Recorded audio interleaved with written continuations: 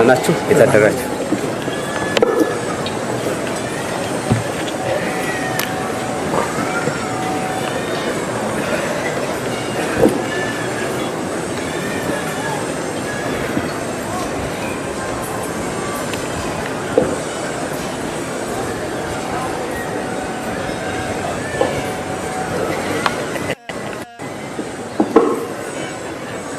ክቡር የኢትዮጵያ ፌዴራላዊ ዲሞክራሲያዊ ሪፐብሊክ ፕሬዝዳንት አምባሳደር ታዬ አጽቀሥላሴ፣ ክቡር የኢትዮጵያ ፌዴራላዊ ዲሞክራሲያዊ ሪፐብሊክ ፌዴሬሽን ምክር ቤት ዋና አፈ ጉባኤ አቶ አገኘሁ ተሻገር፣ ክቡር የኢትዮጵያ ፌዴራላዊ ዲሞክራሲያዊ ሪፐብሊክ ምክትል ጠቅላይ ሚኒስትር አቶ ተመስገን ጥሩነህ፣ ብፁዕ አባታችን አቡነ ሳዊሮስ የኢትዮጵያ ኦርቶዶክስ ተዋሕዶ ቤተክርስቲያን ዋና ስራ አስኪያጅ እና የልዩ ልዩ ሀገረ ስብከት ሊቃነ ጳጳሳት፣ ክቡራንና ክቡራን ሊቃውንተ ቤተክርስቲያን፣ ብፁዓን አባቶች፣ ቀሳውስት፣ የሰንበት ተማሪዎች፣ በአጠቃላይ በዚህ በዓል ላይ የተገኛችሁ እንግዶች፣ ክብርት ወይዘሮ ፋንቱ ተስፋዬ የአማራ ክልል ምክር ቤት ዋና አፈ ጉባኤ፣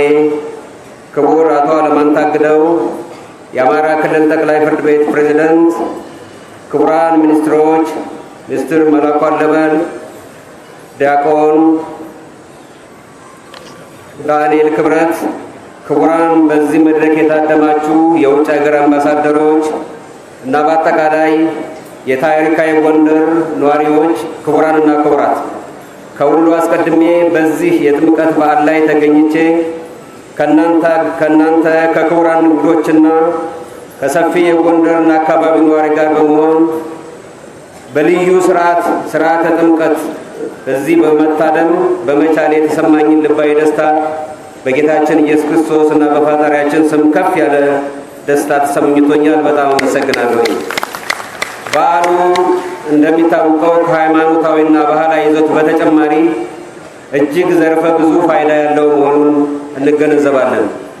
እንደሚታወቀው ቤተክርስቲያናችን ተከታዮቿን በበጎ ስነ ምግባር በመኮትኩቶ በማሳደግ በአገር ግንባታ በአጠቃላይ በኢኮኖሚና በአካባቢው በልዩ ልዩ የቱሪዝም እንቅስቃሴዎች እንዲሻሻል በማድረግ የከተማዋን የንግድና ኢንቨስትመንት ሁኔታ በእጅጉ እንዲሻሻል በማድረግ ጎንደርን እንደ አካባቢ እና ቤተሰብንና ማህበረሰቡን እንዲጠያየቅና አብሮነታችን የበለጠ እንዲጠናከር ሁነኛ ሚና እየተጫወተ ይገኛል።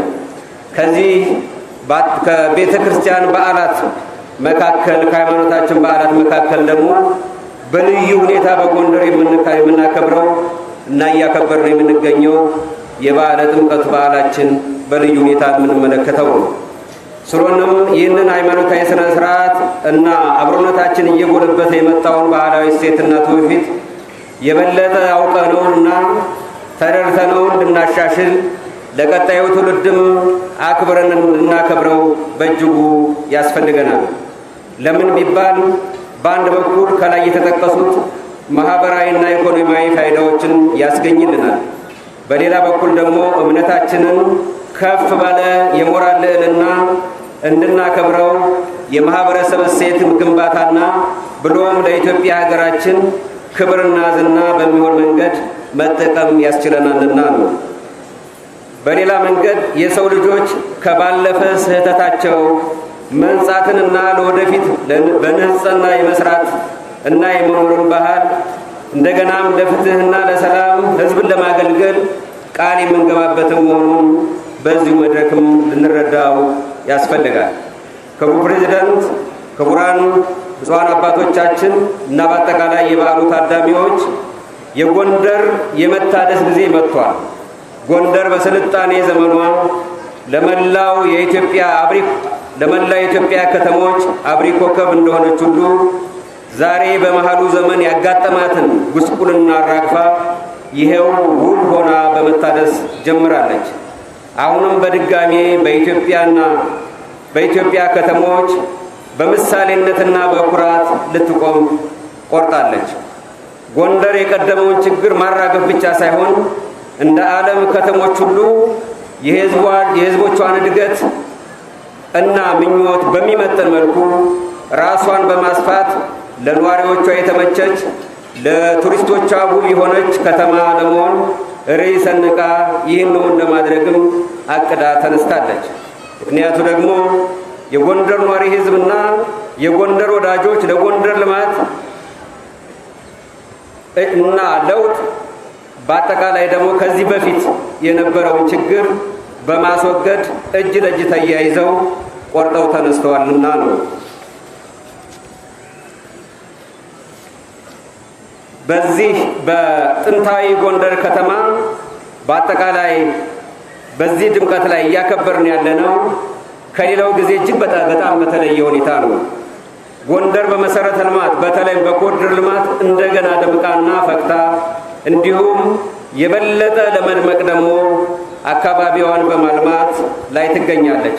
በተለይ ባለፉት 2 ዓመታት በጸጥታው ችግር ምክንያት በባለ ጥምቀቱ ላይ ለመታደም ተሳቀን የነበርንበት ጊዜ በመሆኑንም ሁላችንም እናስታውሳለን። ነገር ግን በዚህ ዓመት ጎንደር እጥፍ ድርብ ድሎችንና በአጠቃላይ በጎንደር ከተማ በዓሉን በደመቀ ሁኔታ ለማክበር የሚያስችል ሁኔታም እንዳለ ቀደም ሲል ከብዙ አባቶቻችን እንደተነገረው መረዳት እንችላለን። ጎንደር መንገዶቿ ደምቀዋል። ጎንደር መሃሯ ፈክቷል። እንደዚሁም ደግሞ ይሄ መፍካት እና መድመቅ በአጠቃላይ በዓለ ድምቀቱን በከበረ ሁኔታ እንድናከብረው አስችሎናል። ስለሆነም የጎንደር የዛሬ ብቻ ሳይሆን የወደፊትም ተስፋ ትልቅ መሆኑን እንገነዘባለን። በተለይም ደግሞ ጎንደር ከተማዋን ውስጧን ብቻ ሳይሆን በአጠቃላይ የከተማዋን ሕዝብና ነዋሪ በሚመጥን መልኩ ወደ ግራና ቀኝ በምስራቅም በምዕራብም መስፋት ይጠበቅባታል። ለነዋሪዎቹ ምቹ መሆን ይጠበቅባታል። ስለሆነም የጎንደርና አካባቢው ነዋሪዎች፣ ተወላጆች፣ በውጭ ሀገር የምትኖሩ ዲያስፖራዎች ጎንደርን ለማልማት ጊዜው ዛሬ ነውና በአማራ ብሔራዊ ክልላዊ መንግስት ስም ኑ ጎንደርን እናልማ፣ አማራ ክልልን እናልማ ለማለት እፈልጋለሁ። በመቀጠል ክቡር ፕሬዝዳንት አምባሳደር ታዬ አጽቀሥላሴ በዓሉን አስመልክተው መልእክት እንዲያስተላልፉልን በአክብሮት እጋብዛለሁ። በአክብሮት ሸኙልን። በጣም አመሰግናለሁ።